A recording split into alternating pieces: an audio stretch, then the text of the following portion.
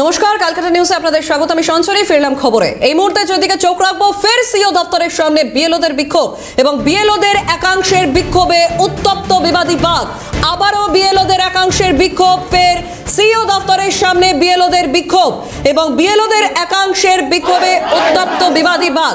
একই সঙ্গে আমাদের নজর ছিল যাদবপুরে বিজেপির প্রতিবাদ মিছিলের দিকে এবং পাশাপাশি এবার সিও দপ্তরের সামনে সেদিকেও নজর রাখবো। সেখানেও বিক্ষোভে আবারও বিএলওরা।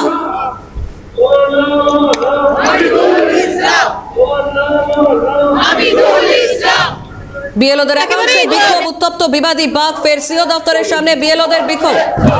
অদ্রিজা এই মুহূর্তে রয়েছেন আমাদের সঙ্গে সরাসরি। অদ্রিজা, বিএলওদের একাংশের বিক্ষোভ সিও দপ্তরের সামনে, ঠিক কি কারণে বিক্ষোভ আজ বিএলওদের?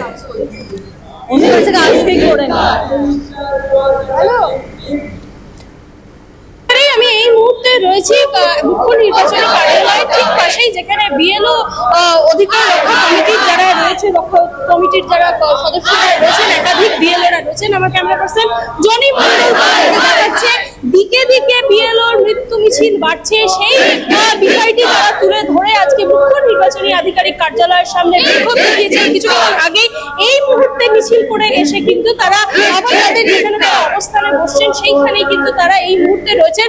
একটু কথা বলার চেষ্টা করবো, জানতে চাইবো মূলত আপনাদের কি কি দাবি। এখন দাবি বলতে কিছুই নয়, আপনি দেখতে পাচ্ছেন 10 জন এই নিয়ে নজর হয়েছিল। আজকে 10 জন বিএলও আমাদের আজকে প্রাণঘাতী হলো। আজকে হেডমাস্টার মশাই যেভাবে, হামিদুল ইসলাম সাহেব যেভাবে নিজের স্কুলে প্রাণ দিলেন, এটা কি আপনার মনে হচ্ছে না শিক্ষক সমাজের উপরে এত বড় আঘাত? আমাদের দাবি প্রথম থেকে একটাই ছিল যে এসআইআর হোক, কিন্তু সময় সাপেক্ষে উপযুক্ত প্রশিক্ষণ দিয়ে। আর ইমিউলেশন ফর্মগুলো যেভাবে হিয়ারিং এর মাধ্যমে হচ্ছে, আমাদের প্রচন্ড মানসিক চাপ হচ্ছে, সেই চাপের থেকে মুক্তি চাই। আর একজন করে দায়িত্ব নিয়ে ইসিআই থেকে একজন করে পরিবারের কারোর জন্য চাকরির দাবি, এইভাবে দিনের পর দিন মানুষের যন্ত্রণা চলতে পারে না। আমরা দেখেছি যে বিহারে ডেটা এন্ট্রি অপারেটর ছিল বিএলওদের সঙ্গে, কিন্তু আমাদের এই রাজ্যে ডেটা এন্ট্রি অপারেটরের সেই রকম কোনো প্রভিশন নেই।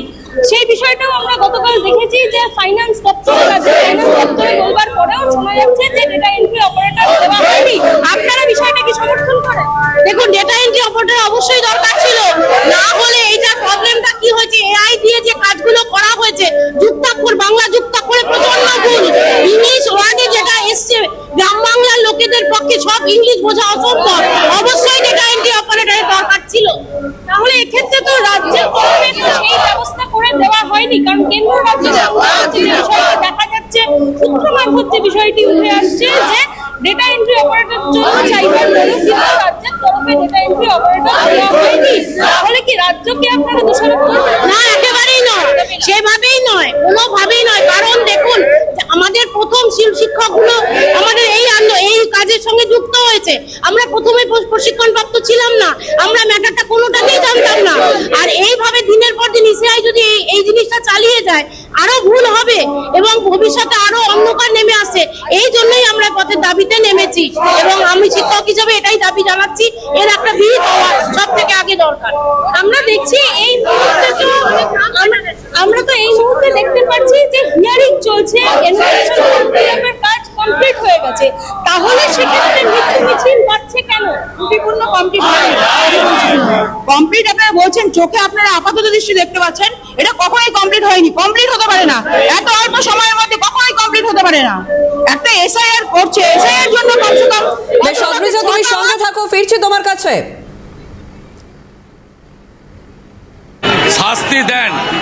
ওনার সঙ্গে যে আইপিএস অফিসারগুলো গেছিল, মনোজ বার্মা, রাজীব কুমার, মুকেশ, ভোলানাথ পান্ডে, এদেরকে ইডি চেয়েছে এফআইআর নাম দিতে। আমরা এদের জেলে দেখতে চাই।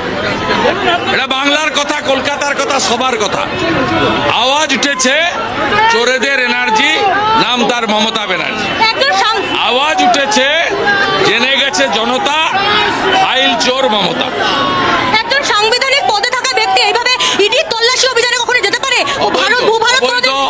অবৈধ, বেআইনি, ওনার বিরুদ্ধে কঠিন সাজা দেওয়া উচিত।